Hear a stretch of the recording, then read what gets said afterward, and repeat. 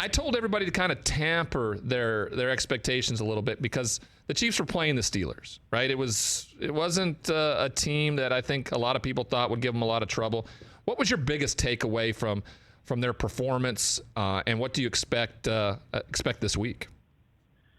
So weirdly enough, my biggest takeaway was a little bit of worry because if we see that first quarter and a half where you have 5 drives, 2 turnovers, one of them leading to points for the other team against this Buffalo team, you could be down 3 touchdowns pretty quickly. So I think that inconsistency that we've seen throughout the season is still there a little bit, but the optimism of, as you said, those 5 or 6 touchdown drives in a row, looking like the Chiefs of old, I know that's got Chiefs Kingdom pretty excited. So hopefully they're able to, ride that into this game and start fast. And I think, for them, the whole season, it's been kind of the self-inflicted stuff. So false starts, holdings, drop passes, kind of weird things happening where leading to turnovers or bad drives. And so if they're able to get a grip on that, this is a team and an offense especially that is very tough to stop. You spent majority of your time there in Kansas City. In fact, some of the most successful, right, with the Super Bowl victory in Miami. And you've seen firsthand how Andy Reid, Eric Bieniemy, how they game plan, how they prepare. What do you think they're reiterating in those meetings, in practice sessions and walkthroughs, everything that they have to get right this week, and an understanding that Buffalo's going to come with everything they've got? Yeah, it's a lot of accountability, and Eric Bieniemy is awesome with holding everyone accountable and making sure they're doing their part because, if you're doing your thing, especially as an offensive lineman, that means Pat can do his. That means, Clyde or, Jarek now at running back, they can do their thing. And so having that accountability and responsibility to your teammates to do the right thing is huge. And if you're a receiver, you've got the responsibility to catch the ball, to, not make sure that it gets tipped into the air, someone can pick it. And so, EB is big on all that accountability and holding guys to their responsibility. And I think the biggest thing is just getting back to practice itself and making sure you're practicing fast, practicing crisp. Coach Reid does not like when the ball's on the ground in practice because that means usually something went wrong, whether it's an incompletion or a fumble especially. So going through the week of practice, making sure you got the right attitude, the right effort, and then not having the ball on the ground is, I'm sure you heard that throughout your career too, but that's one of the indicators that coaches look at to see how crisp practice is. We're talking to Mitchell Schwartz, former All-Pro offensive tackle for the Kansas City Chiefs, Super Bowl champion, and Palisades high school graduate. I think you were a Dolphin, weren't you? I was, yeah. Yeah, look at that. Look at that. All right. Playing in Arrowhead, okay? Now, I have a different experience playing in Arrowhead with all my years with the Chargers and having to go there and how difficult a place it is.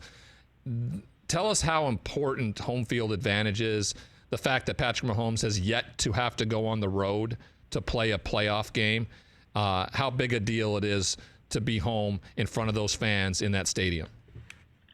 Well, it's a big deal for a couple of reasons. As you're alluding to, for the opposing offense, it's just incredibly difficult to have a clean operation because, Steve Spagnuolo's defense, he's got all these blitz schemes and lining up guys in different spots, and he's playing 3 or 4 safeties and be interchangeable. And so, Josh Allen's going to get up to the line of scrimmage.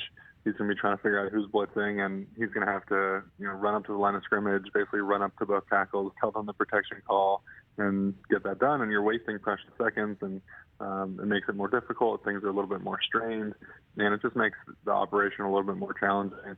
And then, offensively, we get a boost from, our defense has a great drive. It's a turnout. They're excited. We get a nice punt return.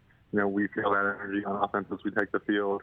And so it's more than just, affecting the other team's offense. It's this energy, this excitement level, and it's really special. One of my favorite moments from a couple of years ago from the Super Bowl run was actually after the AFC Championship game that we won. In a weird way, I felt like that one was a little bit more special than post-game of the Super Bowl because it was at Arrowhead. It was all our fans. It was all the people that have been cheering us on for forever. More like an intimate setting and getting to share that moment with them. So it is a really cool bond between, player and fan. And as you said and well attested, it's a pretty tough place to play for an opposing quarterback. Yeah, it's extremely difficult. You've talked about that noise factor and what it's going to be for Josh Allen. Now, all 3 teams left in the AFC outside of the Chiefs have all beat the Chiefs this year. And it's the playoffs. I don't put a lot of weight into that, but all three of these teams have and know what it's like to beat this team, regardless of whether it was early in the season. Cincinnati beat them late in the season when the Chiefs definitely needed to win. So what does that have going into this game in terms of confidence for one team or lack of confidence in another, or is it just a wash? It's playoff time. You throw out the records and let's go. It's a little bit of both. I do think there is a mental component to knowing that you've stood toe-to-toe and beat that team. And so you look at the Cincinnati game, that was the most recent, so you can say those teams are probably the most similar to where they currently are right now. The Buffalo game was week 4 or 5. The Chiefs are missing a bunch of guys. And they didn't have Melvin Ingram at the time. He was on Pittsburgh. And so you're looking at it and you're saying, well, it's not quite the same matchup, but Buffalo's coming to town. They're not afraid. They're thinking, all right, we already beat them before. We can do it again. We just came off a great game. And so it is strange to be the only team left who hasn't beaten any of the other 3 teams during that season. And I do think there is that little mental component. And so it's something that makes it as well-rounded of, a 4 teams that we've seen in the AFC playoffs in a long time. We go to these offensive and defensive coordinators and the scheme, right? That's a big word that's used in every broadcast and in report. The scheme that this defensive coordinator brings or this offensive coordinator brings to the table. Steve Spagnuolo brings a blitzing, pressure, fueled kind of defense. Now, in their last loss at Cincinnati, in a game where Joe Burrow was just begging for one-on-one matchups with the likes of Jamar Chase and T. Higgins, Steve Spagnuolo kept giving it to him and kept getting burnt. Do you think there was a time in the week leading up to that Denver game, the final game of the year, where Andy Reid, pulled his defensive coordinator aside and said, "Hey, your ego has to be removed from this. We have to do what's best for this team, and scheme is one thing. Winning the football game is what is most important." I feel like they have those conversations during the week, and I feel like they come out of it trusting each other, and so they go into the game with a game plan and knowing, hey, if we're in this situation, we're going to call that. I think Coach Reid's on the headset, so he can know the play call that Spags is thrown in, and so if he gets that cover 0 call and it's really the wrong one, I'm sure there's a line of communication to possibly overrule it. But I would say that aggressive attacking mentality is what has led to success for the defense, and so it's buying into, we're going to put it out there, and you guys got to beat us one-on-one, but we think we can get home. We think we can beat you one-on-one. And so there's probably a little bit of that, hey, this is just not the right situation for it. But as Spags described a couple of days after, he was trying to push since he had a field goal range. They're right on the edge of, I think it was the 40 or the 45. And it's 3rd and 27, but he's almost playing that like a 4th and 5 because he doesn't want them to throw a quick slant and get into field goal range and be able to kick it. So I think that on the whole, we've seen Coach Reid has brought in Spags a couple times throughout his career to be his coordinator.